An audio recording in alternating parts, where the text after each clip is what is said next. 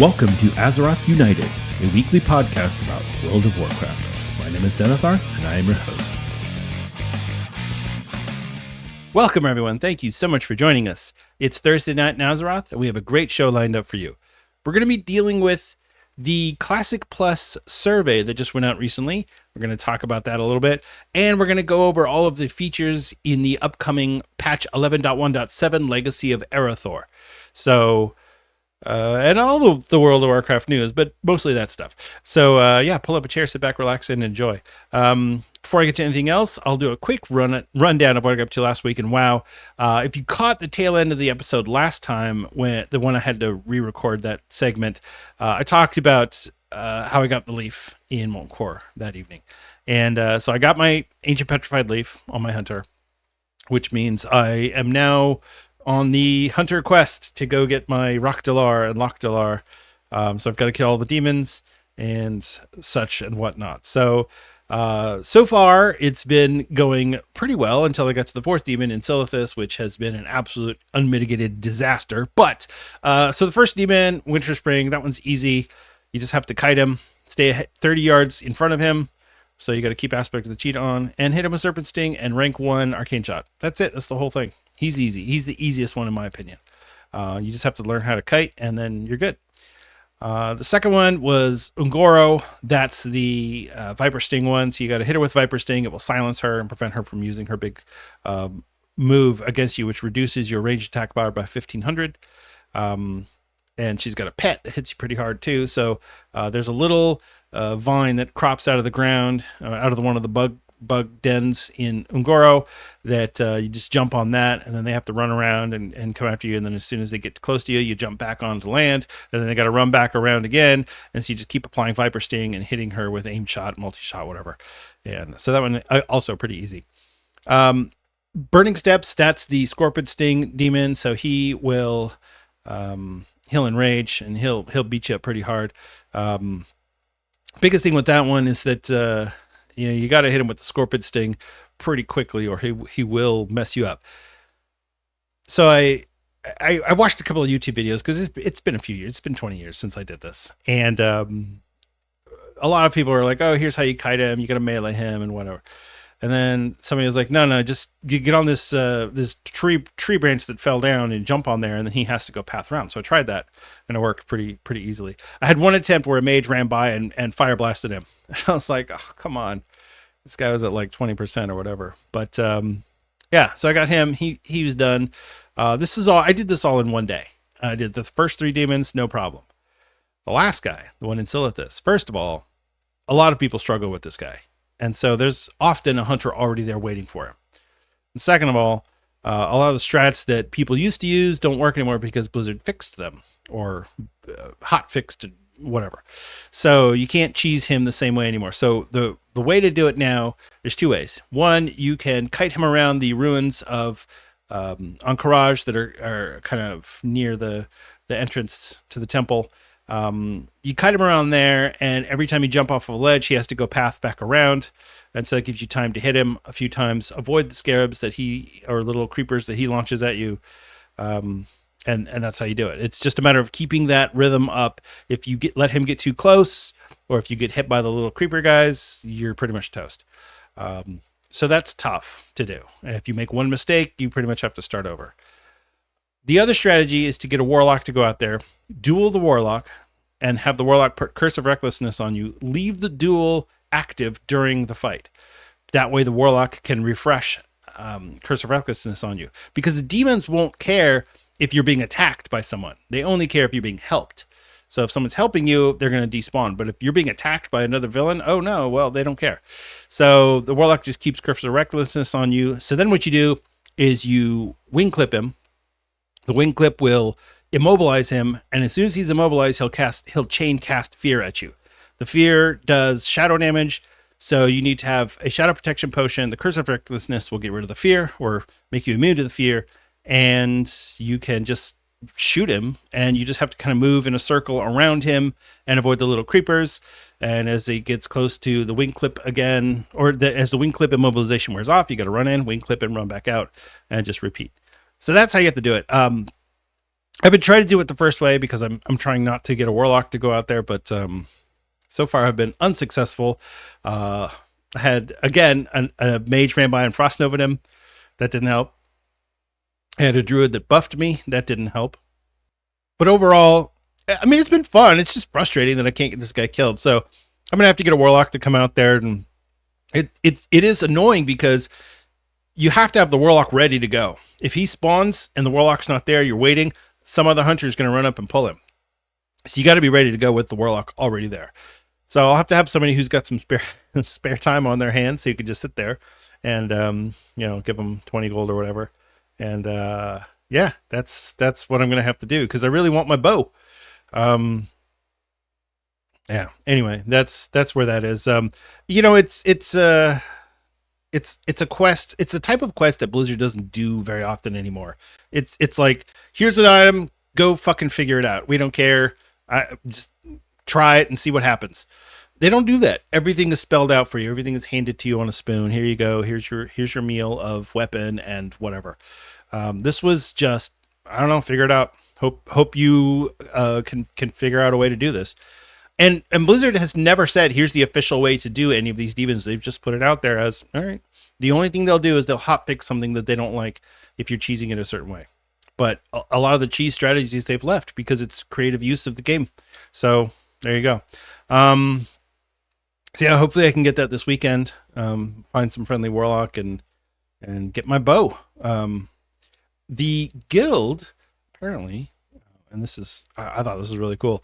I had the raid leader for Raid Team 5 tell me that once I get the bow, I can requisition a scope for it, the Biznix. So, yeah, I'm like, that's pretty cool. I'll take that. I mean, that's 3% hit. So, which means I would actually have to get rid of some hit because right now I'm at 7. But anyway, that's what's going on there. I mean, it's, clearing Molten Core Blackwing Lair has become almost old hat. We did it again last week, so I missed Tuesday's raid because I had something IRL come up, but they did the same thing. They cleared Blackwing Lair, and then they cleared the first 4 bosses of Molten Core through Gar. So yeah, I mean, that's now the new normal. And then we broke up for ZG and ran through ZG, got everything done. So we cleared everything in 2 nights. It's fun. And like I said, this is a casual guild. So we're not stressing over, oh my gosh, you got to be doing this and that. You got to have everything enchanted out the wazoo. You got to have every single world buff possible. World buffs, the only world buff that they require is the Onyxia buff or the Nefarian buff. That's it. Everything else is optional. So I usually have that in ZG. But yeah, that's where it is. So yeah, we're having a good time and I'm really enjoying it. I have been playing around with I was going to say Mr. Pandaria Classic. We're not there yet. Cataclysm Classic, trying to get some characters up and ready. I mean, it's going to be here in a couple weeks, the pre-patch. So it's a little exciting because I do enjoy Mr. Pandaria. And as I mentioned last week, I really like the combat in Mr. Pandaria. But, it's just another version of the game. Blizzard has been they broadcasted their moves pretty well with Mr. Pandaria. So I'm 99.9% certain we're going to get Warlords of Draenor Classic next. How that's going to look, I don't know. We'll see. But yeah, that's where we are. So aside from that, I've actually been logging on to my the War Within characters because I'm getting ready for patch 11.1.7.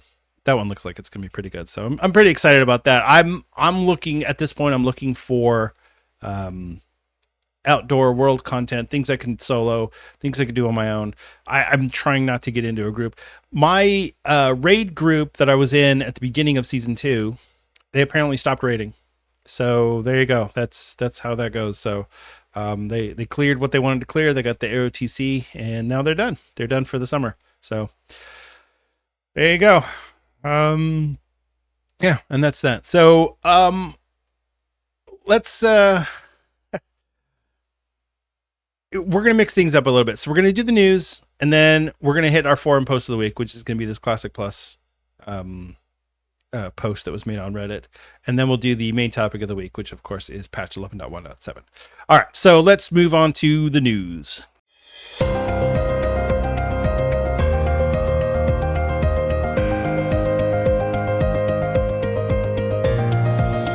it's time for the news. In Blizzard news, so let's start off with the new Pride merch. Celebrate Pride 2025 in style with new Blizzard gear. I was actually kind of surprised Blizzard hadn't done anything for Pride Month yet. And the only reason to bring this up, two of my children are trans, and I try to be very supportive of them and the struggle that they're going through. So I'm happy to support whatever it is that they do. So I'll probably buy a shirt or something. But yeah, that's if you're interested in that, if that's the sort of thing that you're down with, go ahead and check that out. You know, I never expect anyone to feel a certain way about any sort of social topic or anything like that. That's not how I operate. But it is something that I feel I'm very proud of both of them, and I hope that with the passage of time, things get easier for them, because I know that it's been a struggle. So, all right, I don't want to make this political or anything like that, but I did want to point that out, that it is available. You can go buy those things on the store. There's some World of Warcraft stuff, some Diablo stuff, and there you go. All right, let's yeah. That's a dangerous thing as a YouTuber and a podcaster. It's a dangerous thing to get into anything political, but like I said, something I feel strongly about, and I wanted to mention it. So, all right, in classic WoW. So first off, let's start with the big bombshell that Blizzard dropped about Miss Pandaria Classic. There will not be a raid finder at launch. Now, I believe, so Blizzard said, we're not going to have the dungeon finder, the random dungeon finder, in Wrath of Lich King Classic. And everyone went, oh. And then around about the time of Ice Crown, they said, you know what? You can have it. Here's the random dungeon finder. Everyone went, okay. I mean, we're fine without it, but okay, we'll take it. And then Blizzard said in Cataclysm Classic, they said there's going to be no raid finder. And everyone went, yeah, okay, that's fine. It'll be in MOP, so it's fine. We're good. And now we're not getting it in Miss Pandaria. So I'm really curious to see their goal here. Are they trying to just eliminate raid finder from Classic? Because honestly, I think that would be good. I don't really like raid finder. I think it's bad gameplay.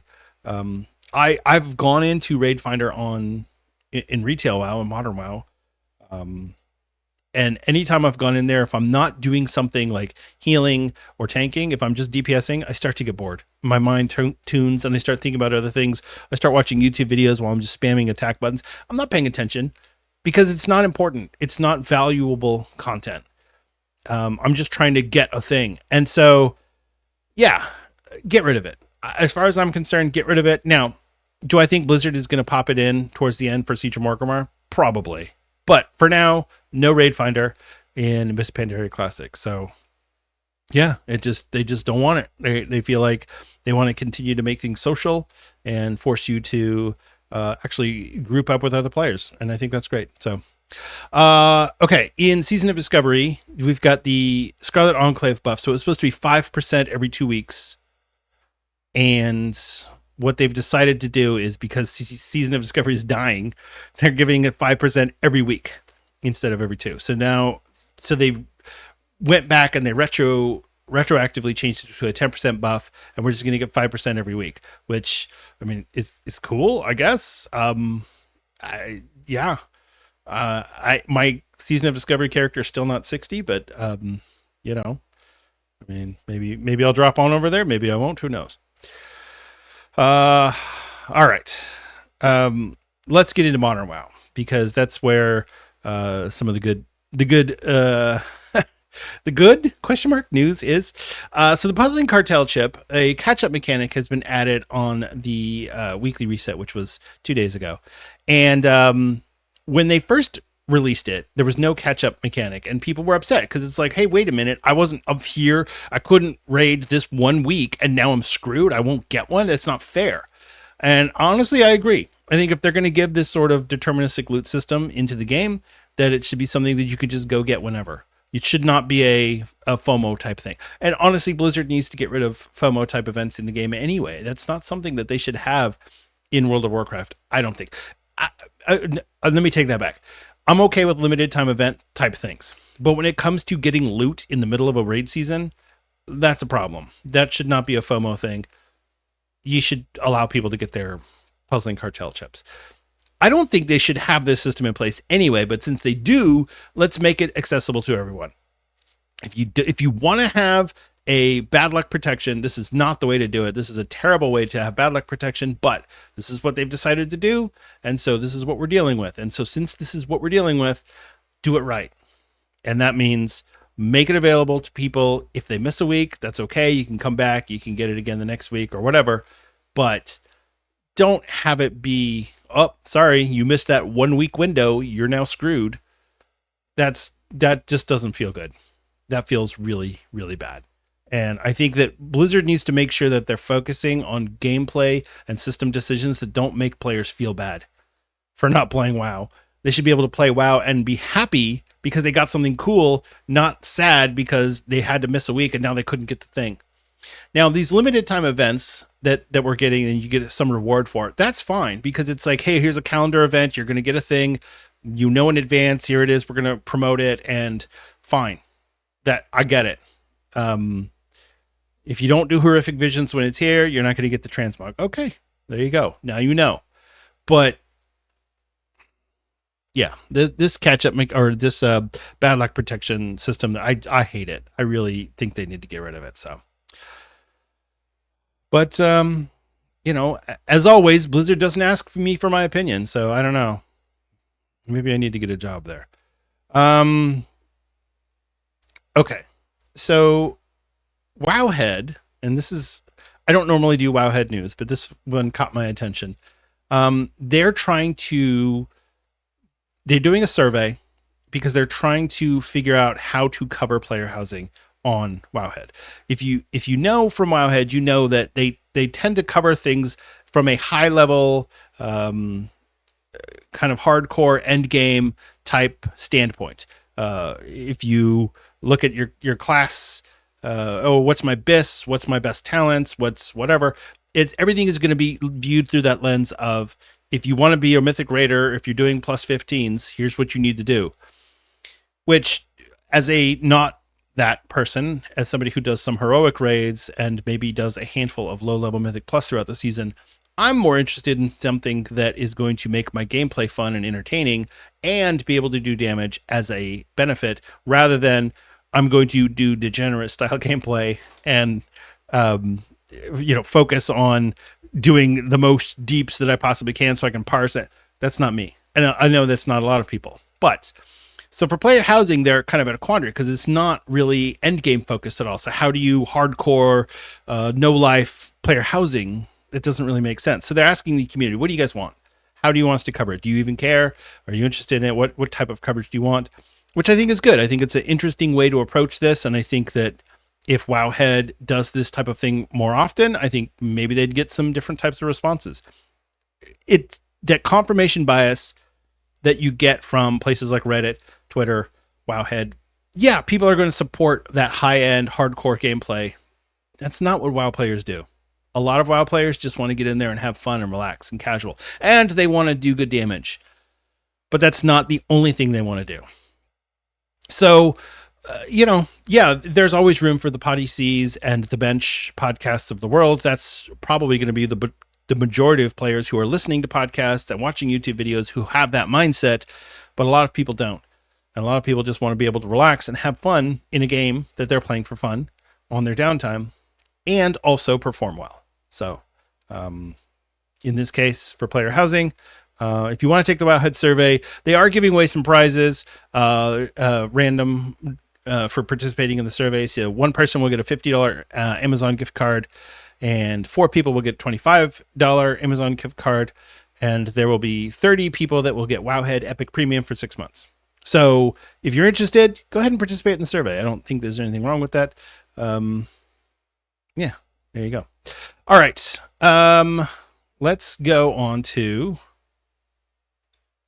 the okay, hold on. We'll get to the Fair and Lothar story here in just a second. Blizzard posted a hotfix yesterday, as I'm saying this on Thursday, so this was Wednesday, to buff tank threat by 16.5% in the War Within. Now, apparently, this is something that came up on the Podyssey podcast by Dratnos. If you know Dratnos, he's a YouTuber, streamer, a Twitch announcer, that sort of thing.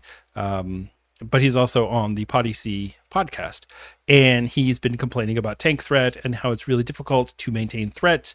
For whatever reason, Blizzard has not been keeping tank threat at where it was previously, where all you need to do is hit a mob one time and then you've got them. It's really difficult to keep threat. DPS is pulling off tanks. It's making it really frustrating and difficult to tank, especially in Mythic Plus. So they buffed it by 16.5%.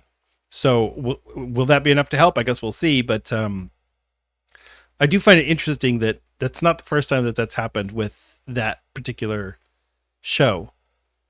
When one of the hosts of your podcast is the GM for Liquid, I think Blizzard is going to listen to that more than they would to someone else. So, hey, you know what? If you've got it, use it. If you have a platform, take advantage. So yeah, tank threat buffed by 16.5% on the latest hotfix. So there you go. If you're a tank, rejoice. Really, if you're anyone, rejoice, because nobody wants tank threat to be an issue in the modern game. In Classic, it was an issue because that was part of the game mechanic, and that's fine. But in Modern WoW, nobody wants to deal with tank threat. The only time you have to deal with tank threat is if the tank doesn't hit a mob and a DPS does. And, oh no, a tank threat, I got to grab him. Okay, there you go. That's about as much tank threat mechanic as we need in World of Warcraft. So, all right, and then the final news item that I wanted to mention here is there is a new World of Warcraft short story called Faith and Flame. It is about Farron Lothar, the Arathi Lamplighter character that we were introduced to in The War Within. I think Farron is a fascinating character. I know a lot of people don't like her. I think she's fantastic. She's one of my favorite characters in the game right now. So I went through this whole story. It's great. It's basically if you're not worried about spoilers on a short story for World of Warcraft that is just supplementary game material. Basically, it's Farron kind of going over some things that have happened in the past, taking some inspiration from some of her heroes, some of her ancestors, and deciding to leave the Arathi in Hallowfall and travel abroad with Anduin and the rest of the World of Warcraft heroes to go see the world, go visit the old world. So she's going to go and kind of find her place. And this is how they're going to separate her from the Arathi and give her something to do outside of just giving out quests. So, yeah, I think that's great. Like I said, she's one of my favorite new characters. I really hope that they do right by this character because honestly, it'd be really easy to screw her up. So far, I think she's been great, but it's not everyone's cup of tea, and that's fine. But I really like her. This was a great story. If you like reading these short stories that Blizzard has been putting out, this one's a good one. It is a lot of exposition, a lot of just here's what there's pages of her saying goodbye to people, and it does work for the most part. But if you don't have a strong fondness for the character, it's going to just drone for a little while, and that's okay. There's also an audio version that is on YouTube, narrated by the Farron Lothar voice actress, Paris Blue. So, yeah, definitely check that out if you are interested in that character. And it is also supplemental for material for patch 11.1.7, as we will get into in a little bit. All right, that's it for the news. Let's go over what's going on this week in World of Warcraft. This is The War Within Season 2, Week 15. The +4 affix is Voidbound. Void Emissary spawns while players are in combat and buffs enemies, so you just need to kill the Void Emissary so that it doesn't finish its cast. It's like a 15-second cast, so it shouldn't be a problem. You just have to make sure you're either cleaving it down or just go focus it real quick and just get it down. And then if you do, you'll get a buff. If you don't, your enemies will get a buff. And that's pretty much it. This is like one of the simplest affixes. Just kill more things. Oh, okay. WoW players be like, okay, I don't know, man. The +7 affix is Tyrannical. You know it. You hate it. You hate to see it. Bosses have 25% more health and deal 15% more damage. Voidbound and Tyrannical are your affixes for the week. Yeah. If you're... So everything that I've read over the past few weeks in doing the show prep and in just getting on Reddit, and it just more and more I'm like this 2 to 7 range of Mythic Plus just is just miserable. And if I do decide I want to go back to Mythic Plus at some point, either in this season or in season 3, I'm gonna have to jump into the 8 to 10 range, because I can't do this. So maybe I'll have to do some research and get in there. So we will see. The bonus event this week, there are 2 of them. One is the Battleground bonus event. So you'll get the Sign of Battle buff. Honor gains from Battlegrounds objectives and wins increased by 50%. You also get the quest Call to Battle from Archivist for Thrune in Dornogal to win 4 Battleground matches, and you will receive 175 Conquest and 5 Marks of Honor. The other bonus event is the Pet Battle bonus event. You will get the Sign of the Critter buff. Your battle pet experience gains will be increased by 100%, and you will get the quest The Very Best from Archivist for Thrune and Dornogal to defeat 5 players through the Find Battle with a team of level 25 pets, and it will be rewarded with 1 Ultimate Battle Training Stone, which is a terrible reward. Blizzard, please improve this. Make it something cool, because, I mean, seriously? The PvP brawl for the week is South Shore versus Terran Mill, a 40 by 40 on 40 deathmatch style brawl. First team to reach 150 kills wins. This one's great. It's very reminiscent of the old school South Shore versus Terran Mill. Obviously, there's rules here, and back then there were no rules, and you could get low level players involved and whatnot. But this is still fun. It's a good time. Yeah, just it's a brawl. It's literally just a big brawl, and yeah, I think it's fun. I enjoy this one. When you zone in, you'll get the quest Something Different to win a PvP brawl, and you'll be rewarded with Conquest, Honor, and Marks of Honor. So there you go. That's what's going on this week in World of Warcraft, and that's the news. Before we get to the main topic of the week, we're going to do the forum post of the week, and we'll get to that next. I don't have a snappy intro for that. I got to build one. But yeah, pretend like there's some really cool music that's going to play, and then we'll get to the forum post of the week. Let's talk about Classic Plus. So Blizzard released a survey, and I'm really bummed because I have 2 Battle.net accounts, and I have them on separate email accounts from my main email account. It's a whole logistical thing. Anyway, the point is, I got a survey from Blizzard. I didn't click on it in time, and by the time I saw everything and clicked on it, the survey had ended. So I missed out on that. Bummer, but whatever. But the survey that Blizzard posted was about Classic Plus. So the way they phrased it was, and this was posted on Reddit. This was on June 4th. So they said, thank you. Now we'd like to ask you about what kinds of features you'd like to see in a hypothetical new version of World of Warcraft Classic. We are testing multiple concept ideas that have come from many different places, including from prior survey feedback like yours. Not all of the ideas you see are actually under consideration at this time, but your feedback on them helps us understand what gamers just like you would like to see from World of Warcraft Classic, and sometimes, even more importantly, what you wouldn't like to see. We ask you to please keep everything posted in the survey confidential so we can continue to ask players like you for feedback on our games and make your experience as players better in the future. Of course, these never stay private, and Blizzard knows that. They know. There's not a surprise. All right. So it was some screenshots from somebody's phone, so I had to go through and kind of gather everything together and put it into a more structured format. There is a small possibility that this is fake. I don't think it is. I think this is real, but there were some grammatical errors that I saw that I was like, is this real, or is this somebody trying to, like, is this an AI type thing? We're just going to treat it like as if it's real. If it turns out to not be real, well, then I'll have egg on my face. But I just wanted to put that out there. All right. So what they did was they released a list of things that they said, hey, okay, what about this? And here's what we mean by it.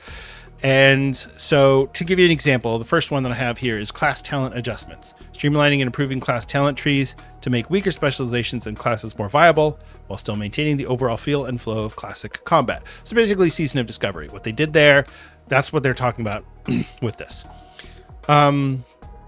So the other thing they have for abilities and spells is new class abilities and spells. Now, this one's really interesting. brand new class abilities and or spells unique to this version of Classic.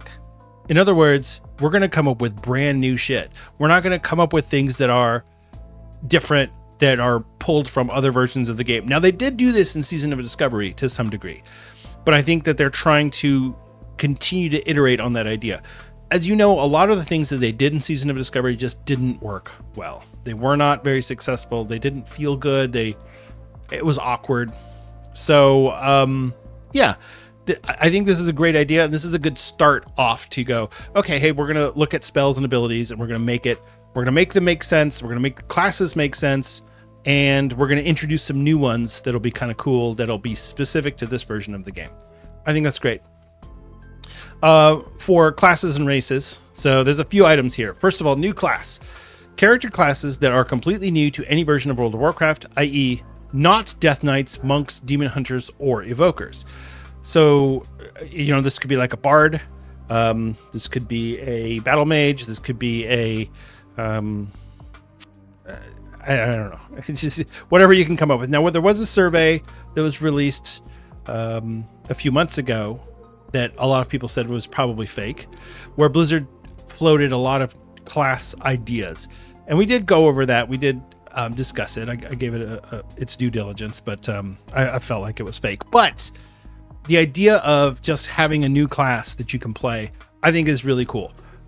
There's a lot of, especially in Classic, there's a lot of room for some added complexity of the classes. If you go, hey, so you've got melee classes, you've got your ranged class, which is a hunter, and you have your spellcasters. All right, so how do you merge those things around? Now in retail WoW, in modern The War Within, they've done that by adding things like short-ranged caster with the evoker, or changing some of these classes to be like a melee healer, like a paladin or a monk. You could do a lot of those things in Classic. As I talked about last week in the podcast, though, if you listen to that episode, you'll understand that the Classic combat system is not very complex. It's super simple. And those of you who play Classic know there's only so much you can do within that combat system. So you can't get too complex. You can't have a bunch of combo points and all these other things, multiple resource systems. The game is just not designed for that. Unless they're redesigning the combat system, which I hope they don't do, then yeah, you're limited to what Classic has available. It's like the Evoker. They had to completely change the combat system with the way that the spells work for the Evoker in order for the Evoker to be a viable class. So anyway, so that's new class is an option. New race and class combinations, new class race combinations, including those never before seen in Warcraft. Never before seen? Okay, I'll take my Night Elf Paladin right now. Yeah, I mean, that's a pretty bold, especially considering the fact that we have almost everything available in the War Within. Every class except for, let's see, was it Paladin, Druid, Shaman, Demon Hunter, and Evoker. Those 5 classes are the only ones that cannot be every single race in the game.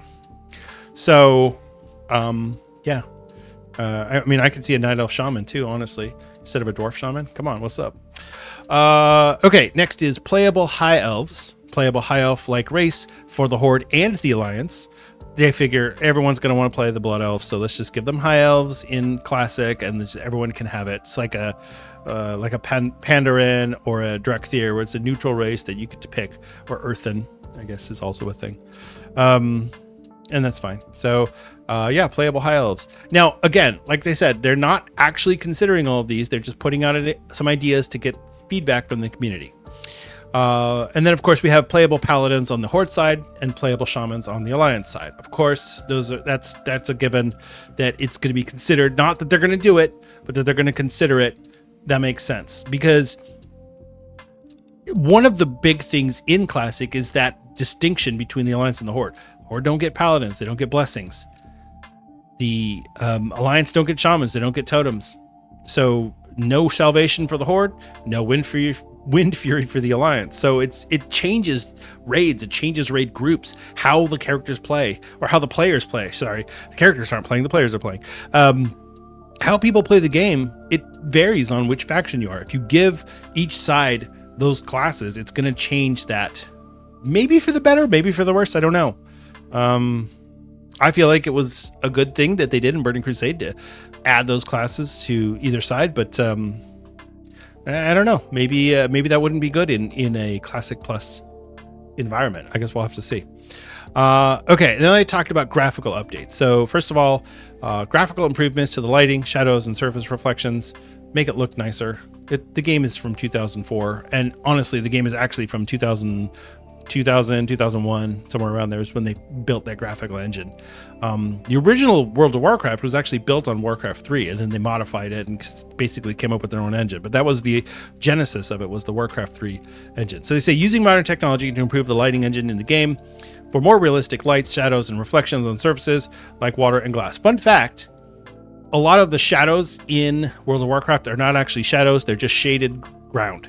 So they just colored the ground a certain color, and because they had to fake it because they couldn't do it with the technology that they had available at the time. So next up is graphical texture improvements and resolution upgrades. So again, this is improving the graphics, making some of the surfaces and textures look good, improving the resolution on some things, using modern technology to improve the fidelity of textures used on classic art assets. It does look bad. Look, I'm not gonna lie, classic does look bad. I love it for the game that it is, and I enjoy the graphics the way they are, but objectively, if you just take a step back and you look at it without anything else, if you just like, hey, I don't know what's going on, let me look at this, wow, this game looks terrible. Because it does, it looks bad. Everything in the game looks blurry and fuzzy and washed out, and I love it. I love the art style. I love the and honestly, that's one of the big reasons why WoW has been so successful, is because they didn't focus on realistic graphics. They focused on having a certain artistic style, which made the game enjoyable and viable, in my opinion. So yeah, I think that would be really good. And then finally, new player character models similar to those used for player characters in modern World of Warcraft, which is what we're going to get in Warlords of Draenor Classic. I hate the new models, by the way, for the legacy races, humans, night elves, gnomes, dwarves, orcs, trolls, undead, and Tauren. I hate the new models. I love the old models so much. If they could take those old models and just clean up the resolution on them and the fidelity of those models, I think that would be great. Changing them to the new style models, I don't want that. So as far as I'm concerned, no, but I didn't get to I didn't get to fill out the survey because I didn't click on it in time. Professions. Okay, so this is an interesting one. Leveling professions improvement. Ability to make more usable gear for yourself as you level and be able to craft it at level appropriate trade skill levels. So if you've played Classic, you know that there are certain things that you can't craft it until you're way higher level than the level you would need to use it. So yeah, there's just, so if you're naturally leveling up your trade skills, like we're not talking about you followed a guide and you bought 500 gold worth of mats on the auction house. We're talking about you just leveling it up, your trade skills as you're leveling. You never are able to make anything that you can use. By the time you get to it, it's too low level for you to be able to make it. So they're talking about adjusting some of that, or maybe adding in some new items that would be more appropriate for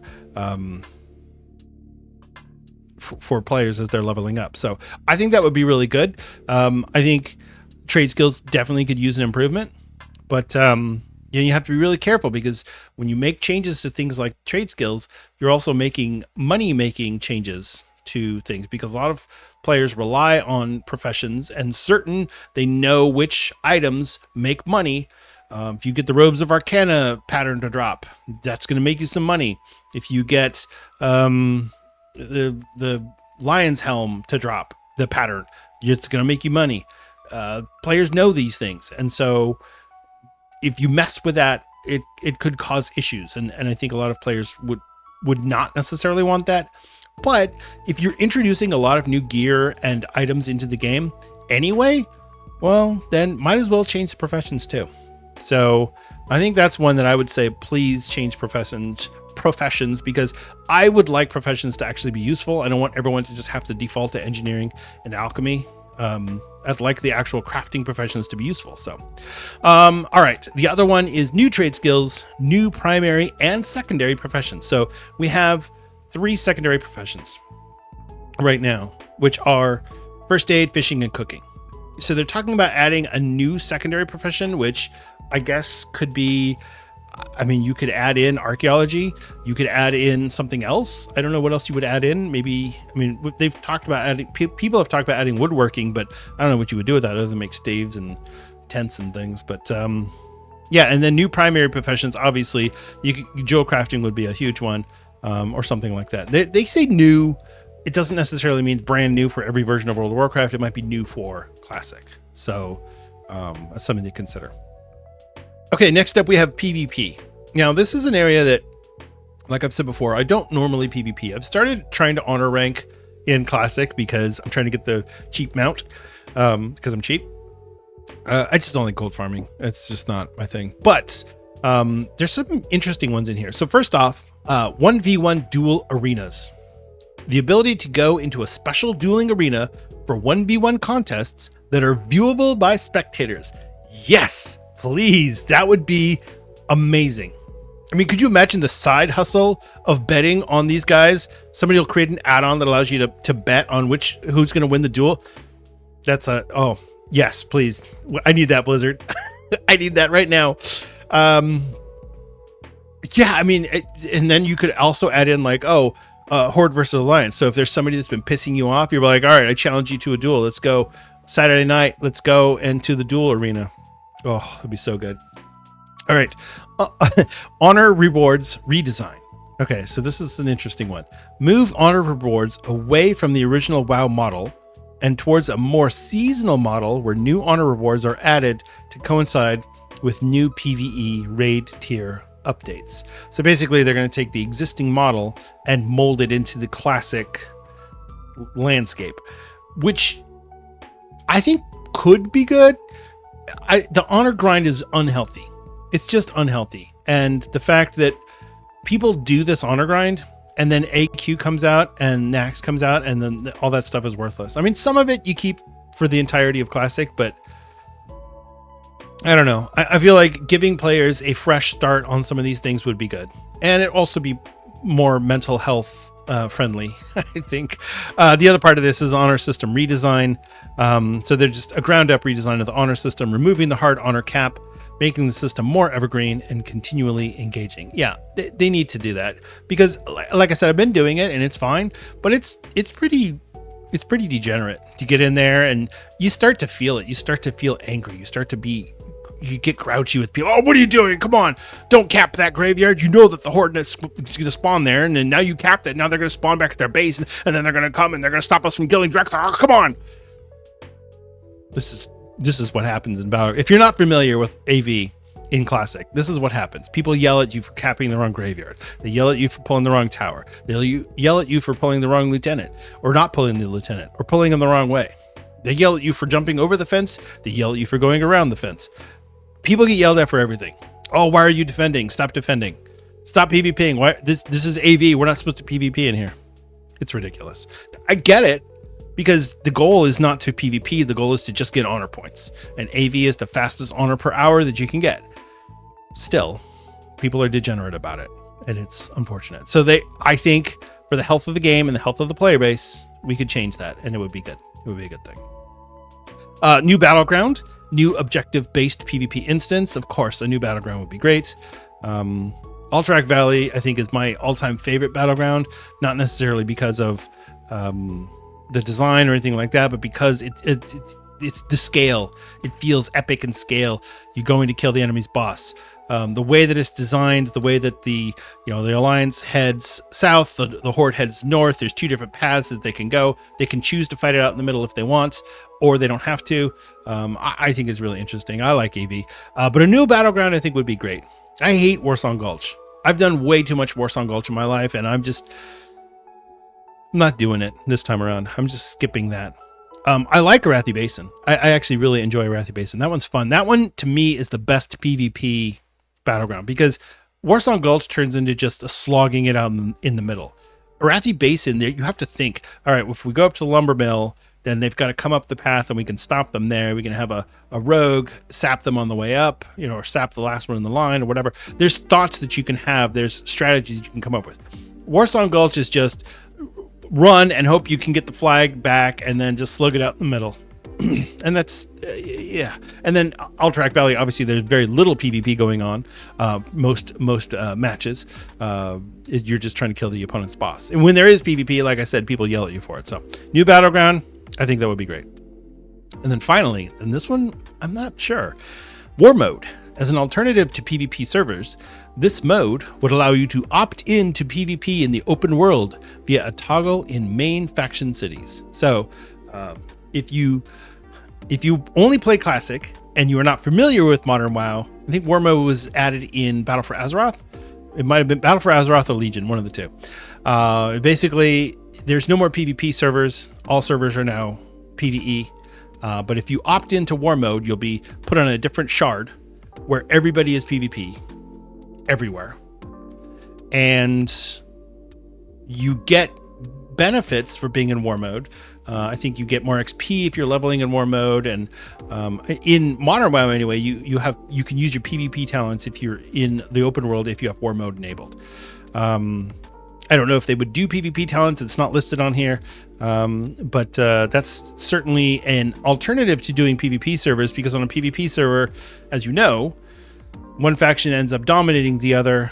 And so then all of the faction that is being dominated just transfers off. And so it ends up being a PvE server anyway, but with PvP enabled. So it's dumb. And I think Blizzard is saying, well, would you rather us continue to balance servers the way we are, or we could just do War Mode? And then War Mode makes PvP opt in on every server.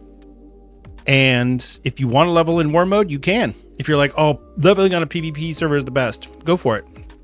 If you don't want to do it, you don't have to. You could just level like normal. So that way you could be on the same server as your friends who love PvP and you hate PvP. You guys can still be on the same server and do stuff together, but they can go do their PvP and you can go do quests and go AFK in the middle of the road, and it's okay. The other thing with War Mode is that when you're doing world PvP, especially in Classic, a big appeal of world PvP is when fights break out. It starts off as a rogue sapped a hunter, and then the hunter scattershots and runs away, and the rogue is chasing the hunter, and then a druid shows up to help the hunter and starts attacking the rogue, and the rogue vanishes, and then a mage shows up to help the rogue, and you see, that's how it goes. And I've seen it happen on PvP servers. I don't play on a PvP server now because I don't have that capacity anymore. I don't have that stress level. I don't want that stress level in my life. So for me, having a PvE server is just fine. So War Mode, sure, go for it. Okay. Dungeons and Raids. So this one, they just put it out there as new 10-player raids, new 20-player raids, or new 40-player raids. These are things that they just put out there as, hey, would you be interested in this? Now, they didn't have 5-player dungeons as an option. So I don't know if they're just gonna do that or if they're not intending to. I don't know. But again, this is not necessarily things that they are or are not going to do. This is just, here's a survey. What do you think? So yes, of course, everybody wants more raids. I would love 10-player raids. I think Upper Blackrock Spire is one of my favorite dungeon/raids in the game. I wish they had done more like that. I think having more 10-player raids where it's like, no, you got to take 10 people in there, I think that would have made Classic a lot more fun. We only have the one, and it's fine. I love it. But yeah, doing some more, oh, that would have been great. I think if instead of having Scarlet Enclave be the last raid in Season of Discovery, if you had had Scarlet Enclave instead as a 10-player entry-level raid, or even a higher-level 10-player raid in Original Classic, that would have been really fun. I think that would have been really fun. Obviously, you'd have to tweak it a little bit, but you get the idea.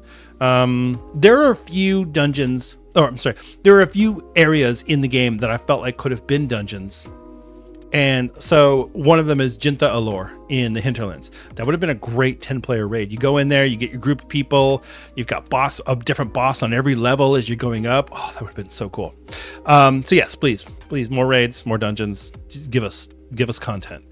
Okay, and then before we get to all the system changes that they're talking about, we're gonna zones. So we got brand new zones, completely new playable areas with unique lore added to Eastern Kingdoms and Kalimdor. So just a brand new area.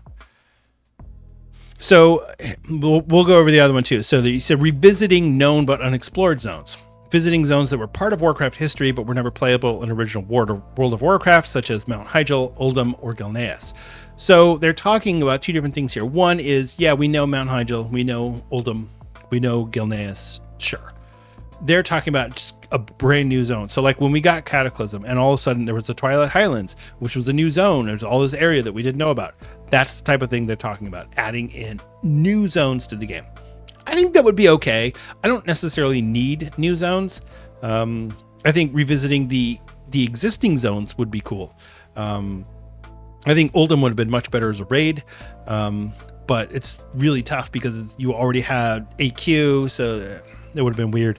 But yeah, I think new zones definitely is going to be something that people want. I don't know. I feel like the world's big enough as it is, but if you had something cool, I'm down with it. So, okay. And then, so there's a few different system changes that they're proposing here. So we have account-wide collections, making all pets, mounts, and toys available to all characters on your account, just like retail. Account-wide perks and progression system, a system to allow you to gather points and spend them on account-wide bonuses such as quality of life and convenience, encouraging playing alts, or specializing in specific activities. Now that one is dangerous because if you encourage people to play alts and they don't want to, now they're going to feel like the Blizzard is forcing them to do X, Y, and Z. So I don't know. You know what? I think it's great because I love playing alts, but yeah, I don't know. I think that might be a bridge too far. Achievements, a system to track game milestones and accomplishments. Of course, we all know achievements from Wrath of the Lich King beyond and on from there. They would just add them into. I've had a few times playing on Anniversary. I've been like, I did a thing, and I'm like, where's my achievement? And it's not there. I got exalted with Stormpike Guard in Alterac Valley, and I was like, where's my damn achievement? Collections, a UI-based storage system for pets, mounts, and toys to free up inventory space. That would be really cool. Cross-realm guilds, ability to invite your friends from other realms to join your guild. Now, this would be really interesting because, so in Classic, they had a bunch of servers, but not enough. People said you need to add more, and so they added more, but then people started gravitating towards mega servers. So all the servers that they added end up all dying, and so there's a lot of servers that have really low population. And so rather than decommission some of these old realms, we could do cross-realm guilds. So you could join a guild on another server. That way you don't have to worry about, there's no guilds on my server that are doing content beyond Nax or beyond Blackwing Lair. I want to go into Nax, whatever. The other option is cross-realm play. So the ability to group with friends from other realms for dungeons, battlegrounds, and other instanced activities. So you won't be able to do world content together, but you could do instanced content together. So if you want to do raids, you want to do dungeons, you can group up with people on another server.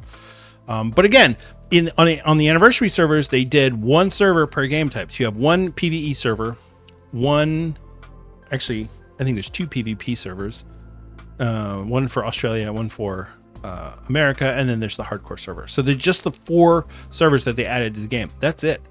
So I don't know what model they're going to go with. Maybe they're thinking that the population is going to be much higher, so they'd rather spread it out over multiple servers. One thing that you get when you have a mega server like that is it's really hard to get a good name. And for someone like me, I need a good name.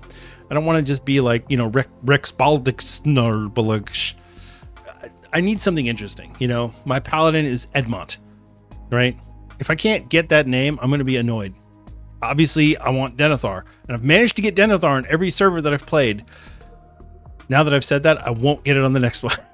But anyway, I think cross-realm play and cross-realm guilds would be really good for the long-term health of Classic, especially a Classic Plus that, who knows, it may go on for a long time. In-game events, new events that offer different small quests and casual gameplay around the world. These would release between large updates. So this is very similar to what they did in Dragonflight, where they started adding new events that you could do, like the cooking or the Siege on Dragonbane Keep, and now we've got the theater troupe. They added the Nightfall event in the last patch, which was kind of mediocre, but it's that type of thing. It's an event that you could go do, get a reward, and maybe do it once a week and you get a reward, but you could do it more times after that because it's going to keep going every hour or every 2 hours or whatever. It's a scheduled gameplay in the open world.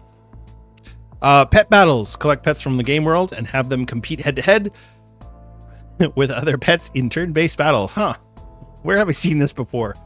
Yeah, I mean, sure. Pet battles would be great for the people who are interested in that. Player housing. Instanced personalized housing for players and guilds. Now, this really speaks to me in a very specific way. Player housing, we know, is coming at the end of this year or the beginning of next year. It's coming. We're less than 12 months away. I'd say we're probably about 6 months away from player housing in World of Warcraft. So their idea here, I'm assuming, is that once player housing is in and the technology is there, they could just move that over to Classic and just be like, hey, you can do this in Classic too. Maybe you don't have as much stuff that you can use. There are Classic tagged decorations and things like that, but it would be the same technology. Why not? Why not be able to just have your house? I think that would be awesome. I think that would be super cool. Yeah, I would love that. Okay, and then finally, transmogrification, the ability to change the appearance of your equipped items. And this is a really important caveat here. Transmogs will only be visible in rested areas, dungeons, or raids. No open world PvP and no battlegrounds. Because you need to be able to know what you're up against. If you see somebody with the Grand Marshal or High Warlord gear on, now you know, oh, this is a dangerous opponent. At least it used to be. Now it's like everybody. But you get the idea. You see somebody with a full Nax tier set, run. Just run. Or Nax weapons, run. Because you are about to get smoked. I think Transmog would be great. I think Transmog would be, rested areas, dungeons, and raids. Basically not PvP. And I think that would be fantastic. Now, I wonder if you would be able to have it on when you're in the open world. I don't know. I guess we'd have to see. But, I think Transmog, sure, why not? Let's have a Transmog in Classic. All right. The final item that they added in there, and I've saved this for last because this is the most controversial one, is the WoW token. A secure and convenient way for players to exchange gold for game time or BattleNet balance. Now, as you all know, there are a lot of people buying gold in Classic. Every version of Classic has people buying gold. Cataclysm, Season of Discovery, Anniversary, even in Hardcore, people buy gold. I am not a big proponent of the WoW token in Classic. I think it ruins the game. But I feel like bots ruin the game even more. And I feel like if Blizzard is going to combat bots, the only way they're going to be able to be successful at that long term without hiring hundreds of people to go through and monitor every player that's doing things and go, okay, this is a bot. Okay, this is a real player. Because you know what? Real players do things that look odd all the time. And yeah, you might go /who Dire Maul and those are all the bots, or /who Stratholme, those are all the bots. Yeah, but you can't just do a /who and go, there you go, just ban all those people. It doesn't work that way. You can't just ban people because they're doing a suspicious thing or they're in a suspicious place or they have a suspicious name. You can't. That is not the way to run a game. So Blizzard could add more game masters and people who will monitor those things. Yes, they could. But people are buying gold regardless. They will buy gold. So put in a WoW token. I mean, I don't know what else to say. I don't like it, but what's the alternative? The alternative is we allow the gold buying and botting to continue. They've already been fighting against this for a long time. They're banning all these accounts. They got rid of GDKPs on every version except for Cataclysm Classic. Yeah, they need to do the WoW token. So as much as I hate to say it, I think that that's the best route for Classic Plus. And you know what? If they're adding all this new content into the game, new items, new professions, new dungeons, new everything, the economy's already going to be whacked. So you can't even play they're going to ruin the economy on a brand new server. yeah, you know what? The economy is going to be weird, and gold's not going to have the same value on Classic Plus, but it wasn't going to anyway. You can't use what's going on or what was going on in 2019 or what's going on the anniversary servers as a benchmark for what gold prices should be. It doesn't work that way. So yeah, stuff's going to be more expensive with the WoW token. But I don't know what the alternative is. I really don't. I truly, genuinely don't think people understand how difficult it is for Blizzard to catch bots and ban them successfully. It's a lot of work. So, yeah, sure, they could just hire 1,000 game masters to just sit there and monitor everything. But you know what? Blizzard is a for-profit company, and they're not in the business of just hiring people to make your life more convenient. They're trying to give you a fun game to play. And the fact that people are degenerate and want to buy gold is unfortunate.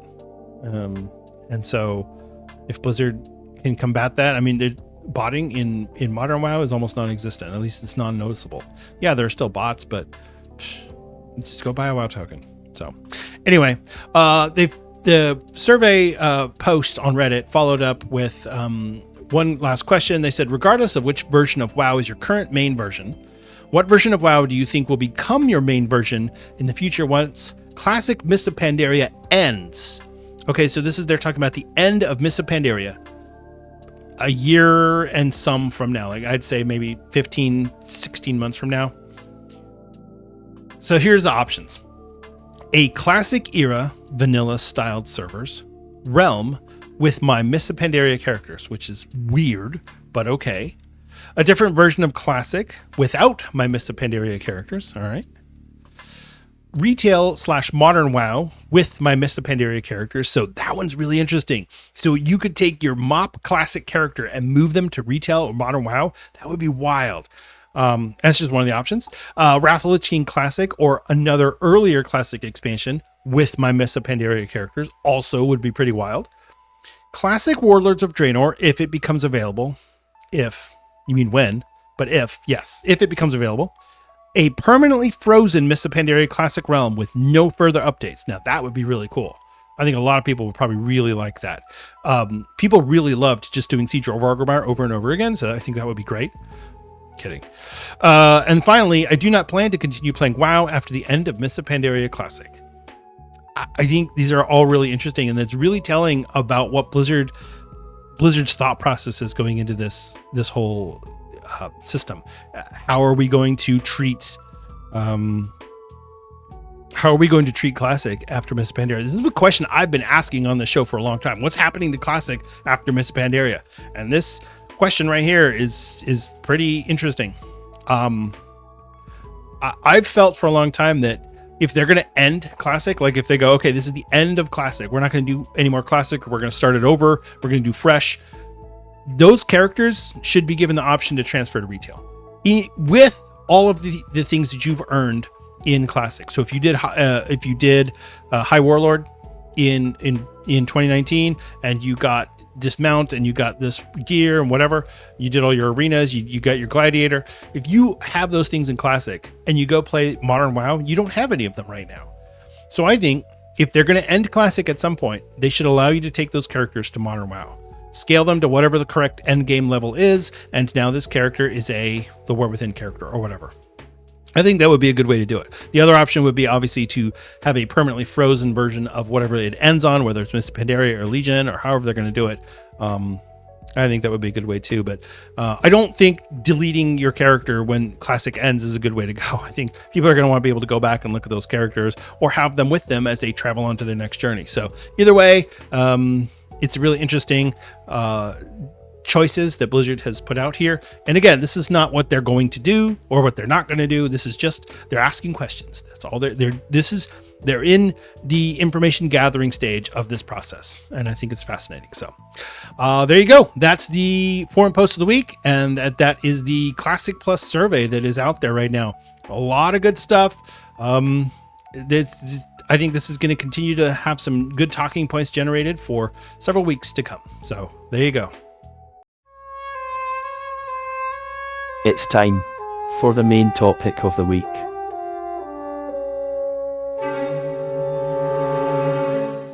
All right, so patch 11.1.7, the Legacy of Arathor, will hit live servers on June 17th. This is the final patch of the Season 2 section of The War Within. So, yeah, it'll be really interesting to see what comes after this. We should get some sort of an announcement on patch 11.2 shortly. I'm hoping that we'll get something either next week or at the end of this week. But, patch 11.1.7 will be hitting live servers on Tuesday, June 17th. So don't expect to play on Tuesday because servers will probably be down till about 6 o'clock Eastern time. That's coming, and this patch looks really good. There's going to be some things that I don't love about it, and there's going to be some things that people get frustrated with. But by and large, I think this is really good. So let's go over all of the different features in the patch. We're going to drill down to some of the details, and we're just going to talk about where the patch is going to leave us and kind of what the future of the War Within looks like. So first off, we have the Arathi Highlands campaign. This is the Rise of the Red Dawn. While attention has been focused on Khazalgar, a new enemy has risen in the Arathi Highlands, threatening to shatter the tenuous peace between Stormguard and Hammerfall. Join Farron, Daneth, and Gaara as they attempt to expose a conspiracy, diffuse tensions, and grapple with the legacy of Arathor. Experience this new storyline with branching viewpoints based on your character's faction as you brave the journey ahead. Now, there's two things that you need to do. There's two things that I think you should do before you do this questline. One is you should read the new Farron Lothar short story, Faith and Flame, written by L.L. McKinney, and it is voice narrated by Paris Blue, who is Farron Lothar's voice actress. It's on YouTube, or you can just read the PDF. It's one thing to do. The other thing to do is a few months ago, Blizzard released the 5-part audio novella Heartlands, and this is written by Adam Christopher, and it's narrated by Chris Metzen. So first off, I love Chris Metzen. I think he's fantastic, and this one is really good. I listened to this entire thing. It takes about an hour to get through all the different parts, a little over an hour. First off, the Heartlands, I already talked about Faith and Flame a little bit earlier. That's the story of Farron Lothar basically deciding to leave Halifal and journey and adventure off with the rest of the crew so that she can be involved in the story going forward. Heartlands, if you didn't read that a few months ago, and I did talk about this in the show back when it was released, but I didn't read it back then. This is basically about Thrall and Jaina's journey to put together an army to go back to Khazalgar to fight Xal'atath. So if you remember, when we first get to Khazalgar, we go to Dornogal, the Nerubians attack. Thrall and Jaina are like, we should get out of here and go get help and bring the rest of our fleet here to fight Xal'atath. And then if you do the campaign, you know that eventually, once you've leveled up and you've done the intro to the campaign, oh, look, here's the fleet. It's arrived. Well, I didn't really pay any attention to it, who actually was showing up with. I was just like, oh, some random orc and some random humans, and it's cool. Let's go. This story gives you the background and the details of what actually transpired there.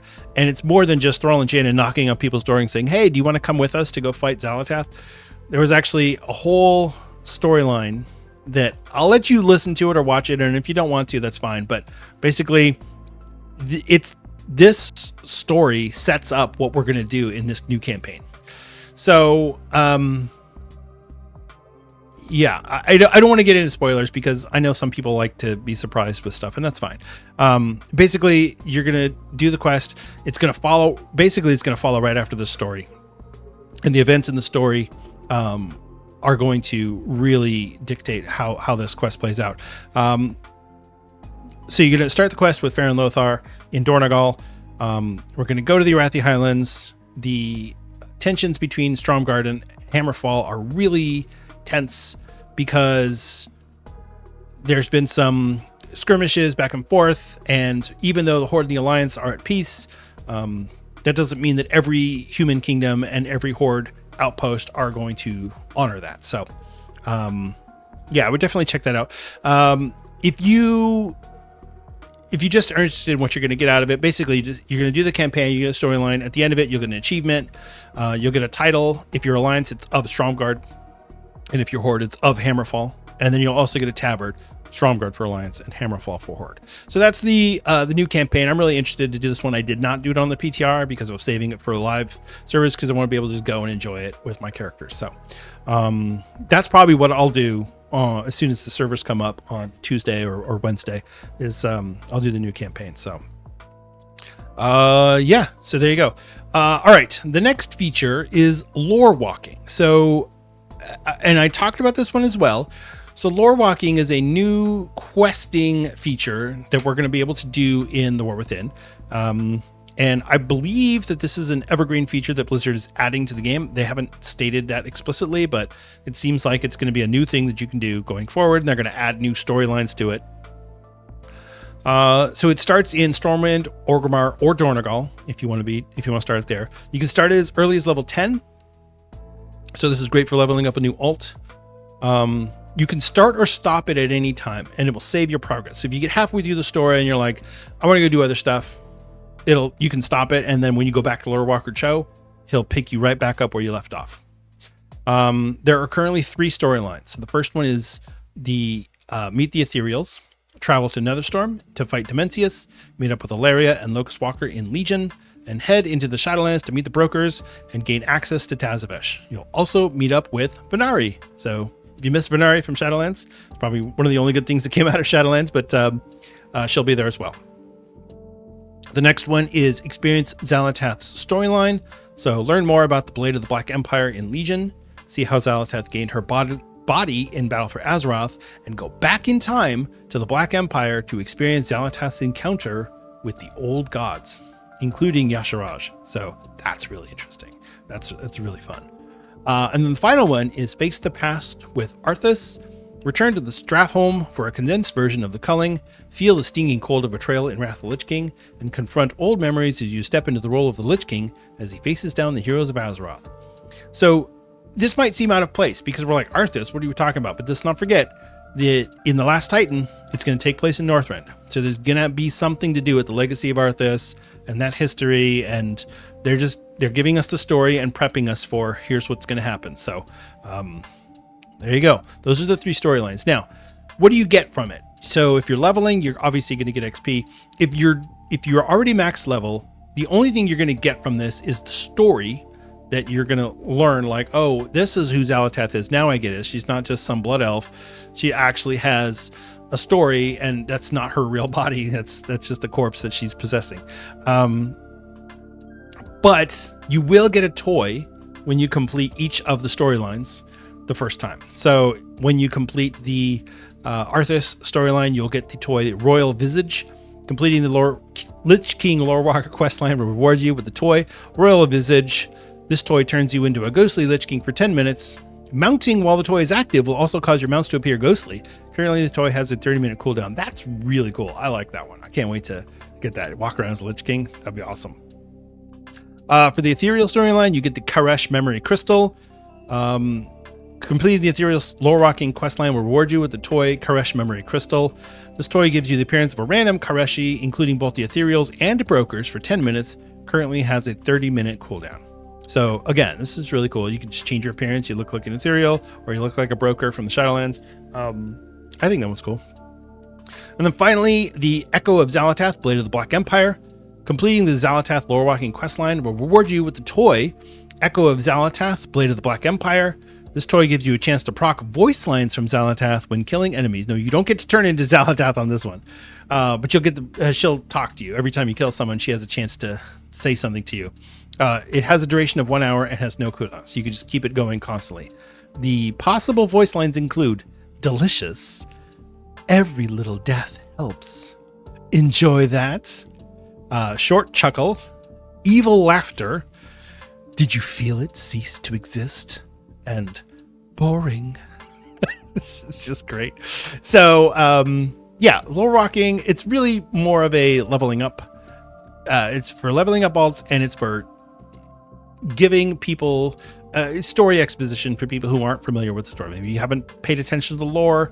Maybe you don't care about the lore. Maybe you're just all of a sudden now you're curious, like, well, who are these people? Why are we going to this place? Who is this lady with the toes? This will give you the background and give you some new insight. they're adding it's not just here's the lore of World of Warcraft that we already know. They're adding new things to this. So yeah, it's I think it's really interesting. So there you go. That's lore walking. Next one is overcharged delves. Now this one this one's tough because first of all, I don't think they should do this. Don't add affixes to delves. That's a terrible idea, but they are doing it, so we're going to talk about it. So they're adding the new overcharged affix to 6 delves.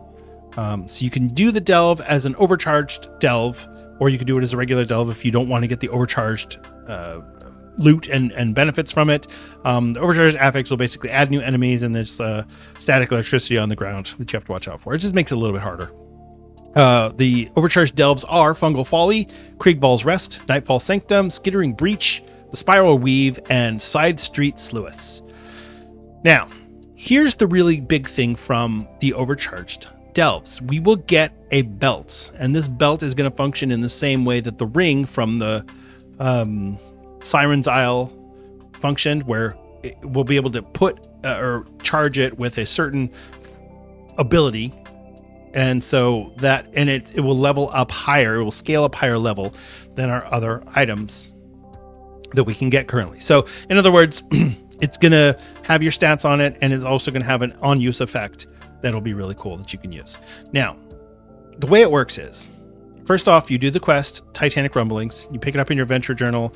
You go with Dagran, you do some stuff, and you get the item. It's called Durable Information Storage Container, or DISC. They're so clever with their acronyms. Every week, you get a quest to do an overcharged delve, and then you'll get a reward containing a champion item. The belt itself, so it has your primary stat, stamina, but it doesn't have secondary stats because it will have an item, and I had them all listed out, and I was going to explain all the different ones. Blizzard's going to change them because everything's going to get nerfed or buffed at the last minute anyway, and so I'm not worried about that. But just know that there's going to be some on-use effects. You'll have to check Wowhead after you get it, because everyone's going to know, well, which one's the best one for my class and spec. That's, or get the one you want to play around with. It's up to you. But just know that these things, it's not going to be as straightforward as, oh, this gives me more stats. So that it's like a lightning will shoot out and target enemies and does damage, or different things like that. Okay. Titan memory card. So crafted, so you can craft the Titan memory card over the first 4 weeks of the event. Or when you do the quest every week. So you do your weekly quest, you're going to craft the Titan memory card that will increase the belt's item level. I think it's going up to 704 now, or 70 something. It's item level 700 plus. And so this is going to be your best item going into season 3 for sure. The overcharged Titan console, so you can collect 100 Titan disc shards, and that will allow you to create 1 Titan disc. Every rank in the Titan console requires 1 Titan disc to unlock it. This is a new talent tree-like thing that gives you different benefits for while you're in delves. I know, I'm tired of all these extra talent trees. Horrific Visions had a talent tree. There's Titan whatever. This is how they're doing it. And so there are 17 different ranks total. So it's 17 Titan discs that you need to collect, which is 1,700 Titan disc shards. You get them from completing, you get them from the chest and whatever. It basically, from doing the delves, you're going to get the items that will allow you to improve your delve doing ability. And finally, like I said, the prismatic slot is where you're going to put your different abilities. There's 9 abilities total. You start with 2 of them, and then you're going to collect miniature Titan discs from the end of the delve chest to unlock more of them. So that's the overcharged delves. Now, we'll see how this goes.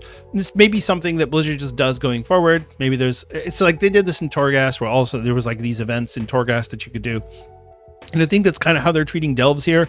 I thought delves were going to be more of endgame content, but it seems more like this is optional side content. So I don't know. I think Blizzard just doesn't know what to do with delves, and so they're trying different things to see what'll work. So that's overcharged delves. I mean, I'll try it. I will try it because I do like delves. I don't like doing delves all the time because I do get kind of sick of them. So maybe this will spice it up a little bit. We'll see. Okay. Next up is the Combat Assistant and Single Button Assistant. Oh boy, this one generated a lot of content for a lot of YouTubers for several weeks. Okay, so there's 2 things that are coming. So these are 2 new UI components. We already got the cooldown manager in patch 11.1.5. This is two things. First is the combat assistant. It will highlight the next appropriate combat spell on your toolbar. So it's going to predict like, oh, you've used this, you should use this one next. So like it spoon feeds you your rotation, basically. This is a very simple rotation, right? This is not complex. The other one is the single button assistant. So this is one button that will cycle through those appropriate spells. But since you're only pushing one button and you don't really have to pay attention, they're going to give you a penalty of a 25% longer global cooldown. So this is the one that people were really focused in on when they went, oh my gosh, this is your raid leader's going to tell you to just turn on one button raiding and you're going to parse. No, you're not going to parse. This is terrible. This is not a good way to raid or do hard high-end content in World of Warcraft. What it is good for is if you just want to mess around on an alt, do some low-level delves, maybe do some normal dungeons. This would be great for that because you could just hit one button. Maybe you're talking to somebody and you're like, yeah, I'm just doing my rotation over here. What's up? So Wowhead was very kind in putting together a list of things that it will do and things that it will not do. And I went through and added in my own kind of, because I need to kind of think of things in a certain way. So what it will do, it will adjust based on your talents. So when you change your talents, it will change as well. It's smart like that. It's almost like AI. It will use minor offensive cooldowns. And that doesn't just mean short timer cooldowns. It just means the more minor offensive cooldowns. So examples are Ravager for a warrior, Convoke the Spirits for a druid, or Divine Toll for a paladin. It will use those in your rotation. It'll just do them. It will also swap between single target and AoE spells depending on how many mobs are near your current target. So if you have a mob targeted and there's other mobs around them, it will switch to AoE spells. If you're targeting that mob way over there on the other side of the room, it's not going to switch to AoE because it's only one guy over there. You need to target somebody that's surrounded by a bunch of other mobs, and then it will switch to AoE spells. Here's what it will not do. It will not move your character or use any mobility-based abilities such as blink, sprint, heroic leap. It's not going to put you into a different location. It will not change your target. If you have something targeted and maybe you want a multi-dot, maybe you're trying to do different things, it won't change your target. You have to go and literally change your target. Now, that's not hard to do, but it won't do it for you. It will not use major offensive cooldowns. And some examples I can give you there are Berserk, Avenging Wrath, Metamorphosis, Ascendance. It will not use those. You have to do those yourself. It will not use defensive cooldowns at all. It wouldn't even use Iron Bark on my Guardian Druid at all. I had to do it myself. So just know that if you're tanking or if you need to pop a defensive, you've got to do that yourself. You can't just hit one button to win. You've got to still play the game. And that's why I said if you're doing hard content, this maybe isn't the best way to go. It won't do interrupts, crowd control, stuns, things like that. You have to do those yourself. You have to know when to time them and use them appropriately. It will not use trinkets, potions, inventory items, anything like that. If you have something that you want to be part of your rotation, it won't do it. You have to do that yourself. So this is basically what is going on here. The one thing that I'll add to what Wowhead said, and that I noticed that I haven't seen anywhere else written down, is that it will put template spells down for you. So like, for example, Ravager, the warrior spell that just has the swirling blades or whatever it is going around you, it will put that down on your target automatically. Which is kind of cool. Same thing with, oh gosh, now I can't even remember the name of the Demon Hunter spell. Sigil of Flame for the Demon Hunter. It puts it down automatically on your target. And so from that standpoint, I think it's really cool because it uses that as part of your rotation and it will put it down for you. So you don't have to take that extra step to click a spell and then click it in its location. You don't have to macro it. It just does it. So that's pretty cool. A lot of people have talked about this and made the comment of, oh, if your performance is bad, is your raid leader going to tell you to turn on single button? No, they're not. Because it's going to make your performance worse because now you're going to switch between pushing one button and having to push your cooldowns and push time. It will make it so much worse. It does not do good damage. Trust me. There might be a few classes that it's like, hey, this is actually viable. But for the most part, this is designed to have simplified gameplay that is, for accessibility friendly. So if you have trouble pushing all your different buttons, maybe you could just hit one. It's really good for that. It's really good for learning a class and learning what spells are. But honestly, if you really want to learn, the best way to go is to just use the combat assistant, because it will highlight what you should use next. And then you can learn and program that muscle memory in and adjust your key bindings or your action bars to go, you know what, it keeps asking me to do this one and then that one, maybe I should put them next to each other. Hey, there you go. Now you're learning how to play your class. That's the way to go. If you want to learn how to play your class and perform at a higher level, use the combat assistant. If you're doing world quests and you just don't care, you're doing delves and you're like, whatever, Brian, just keep going, use the single button assistant. It's fine. But I don't think anybody is looking at that single button assistant thinking, ooh, I'm going to top the DPS meter with this. No, you are not. You are going to be bad. And people will know because you're not using your cooldowns. And honestly, because the global cooldown is extended like that, Warcraft logs will probably be able to tell that it's a one button rotation. They'll probably build that into it. I'm willing to bet. So, just know everyone's going to know if you're using one button in raid. Maybe not, who knows? All right. That's the whole thing there. Like I said, there's been a lot of talk about that, but, I think it's a great feature to add in. But I definitely don't think it's doom saying, oh no. All right, next up is they're making some changes to time walking dungeons. So there's two things that we're going to go over here. First is the actual changes to time walking dungeons. Now, the developer note here says, these changes aim to make it possible to experience time walking dungeons more authentically, giving players the opportunity to use abilities and practice their class's damage rotations, healing spells, or defensives. When players wish to use their time walking dungeons to level up, we want you to learn your class in realistic combat encounters. And I get it, I do. Especially boss encounters. This also acknowledges and rewards players who take the time to acquire powerful gear, since better gear makes your damage, healing, and increases your damage, healing, and survivability. We will actively monitor testing and feedback, and we'll make further adjustments as needed. So here's what they're changing. Enemy health increased in all time walking dungeons. This is gonna be harder to kill stuff. Boss health significantly increased in all time walking dungeons. Woohoo! Adjusted difficulty scaling via the following changes. Lower geared players are now slightly more damage resistant.